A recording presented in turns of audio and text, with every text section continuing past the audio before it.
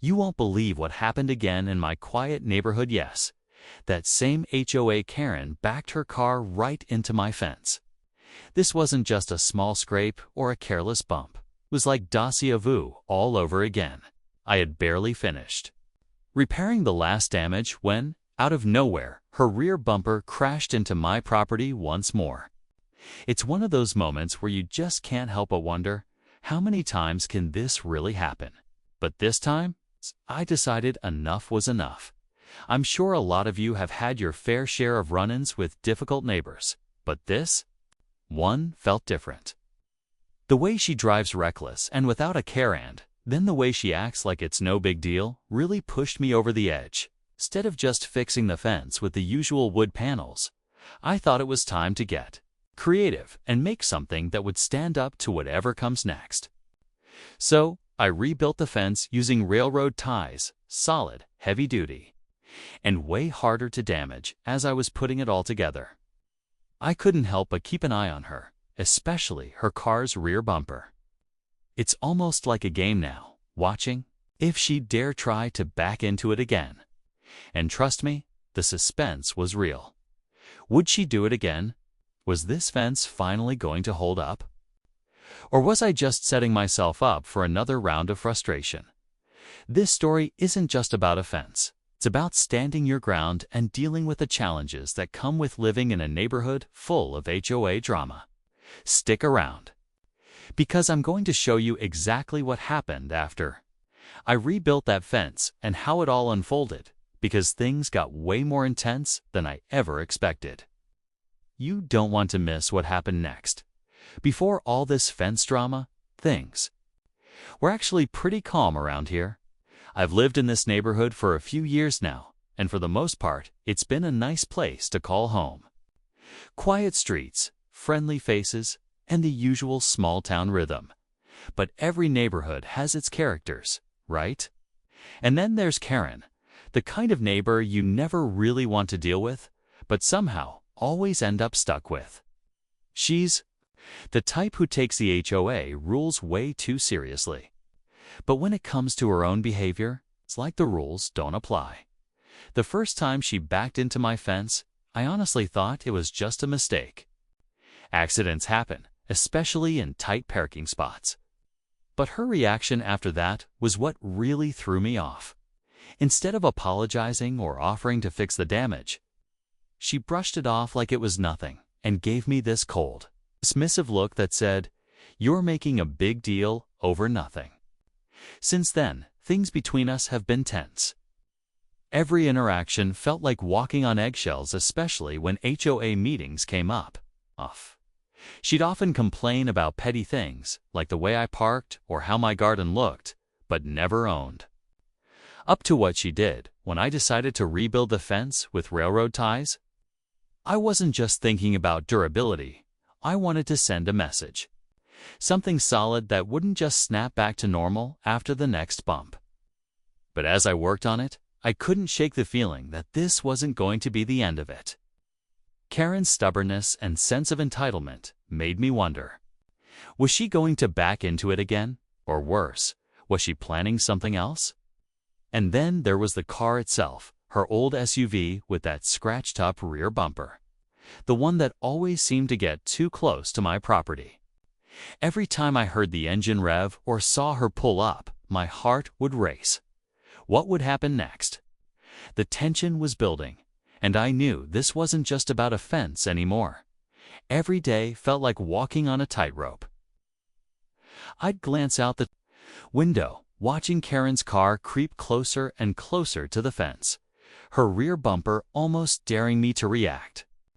The railroad ties stood firm now, heavy and solid, but the tension between us was anything but stable.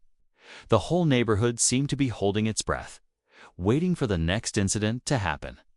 Even the air felt thick with anticipation, like something was about to snap. What made it worse was the way Karen carried herself. She'd pass by with that same cold look, barely acknowledging the fence or the damage she'd caused before. It was clear she wasn't sorry.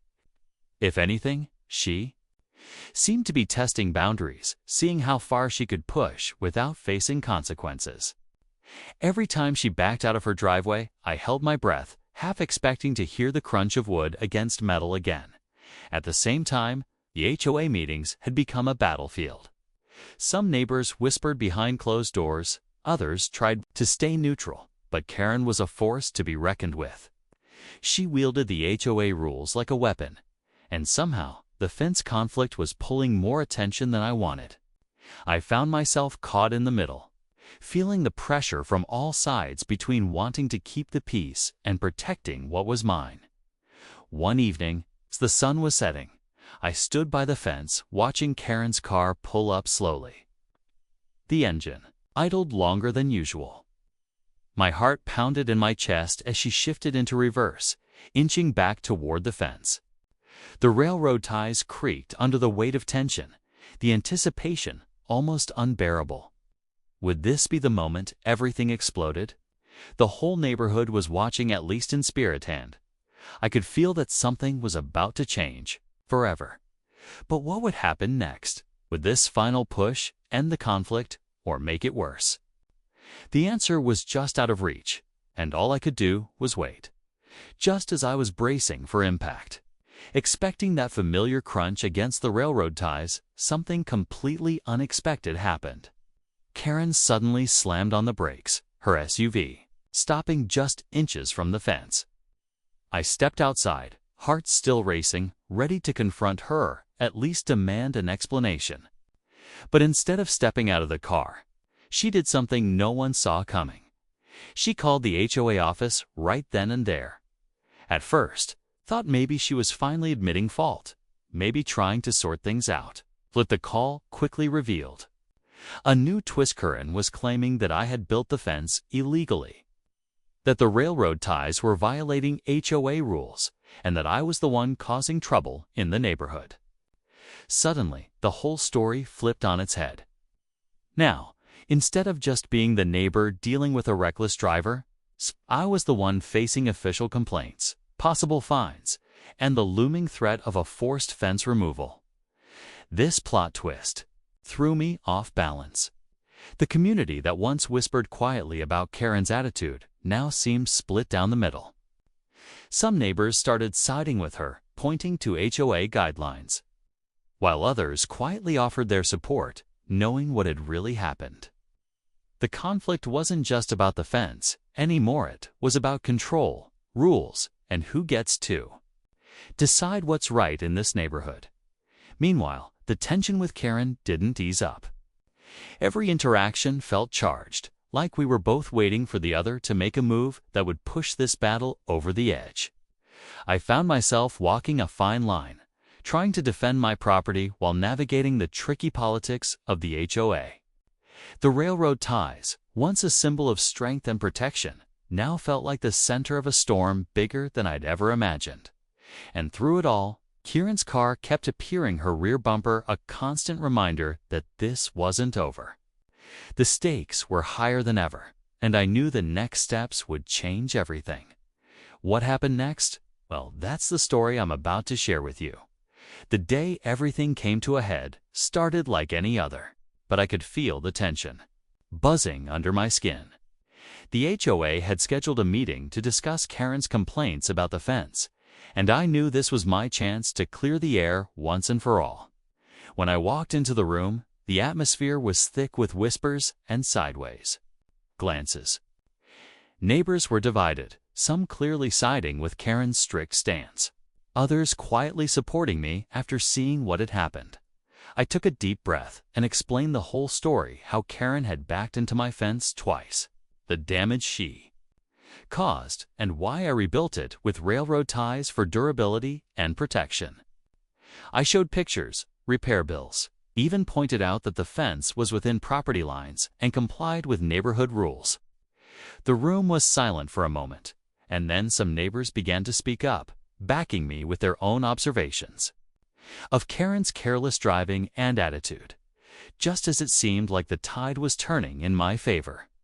Karen stood up, her face flushed with frustration. She insisted the fence was a violation and threatened to escalate the complaint to the city. The tension shot through the roof, and it felt like the fight was far from over. But then, something unexpected happened. One of the older neighbors, who had been quiet until then, spoke up. She revealed she had actually witnessed Karen's car hit my fence multiple times and even caught her backing up recklessly on her home security footage. That evidence shifted the whole conversation. The HOA voted in my favor, and the complaint was dismissed. It was a relief, but the victory didn't come without a cost.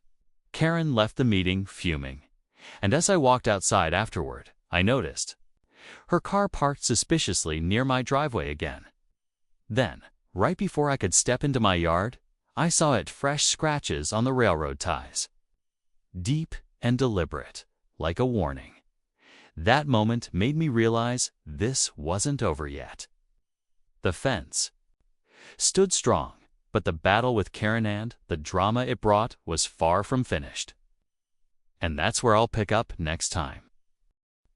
After the HOA meeting, things didn't immediately settle down like I hoped. The fresh scratches on the railroad ties were a clear sign that Karen wasn't ready to let this go. But instead of reacting with anger, I decided to take a different approach. I reached out to a few neighbors who had shown support, and together we agreed to keep an eye on the neighborhood, not in a nosy way, but to watch out for each other and keep the peace. Over the next few weeks, Karen's visits became less frequent, and the tension slowly started to ease. I continued to maintain the fence, making sure it stayed solid and looked good. But I also learned something important. Sometimes standing your ground doesn't mean escalating the conflict, but knowing when to let the community support you. The railroad ties weren't just about protecting my property anymore. They became a symbol of resilience and patience. Looking back, this whole experience showed me how tricky HOA disputes can be, especially when personalities clash and rules get tangled up with personal grudges.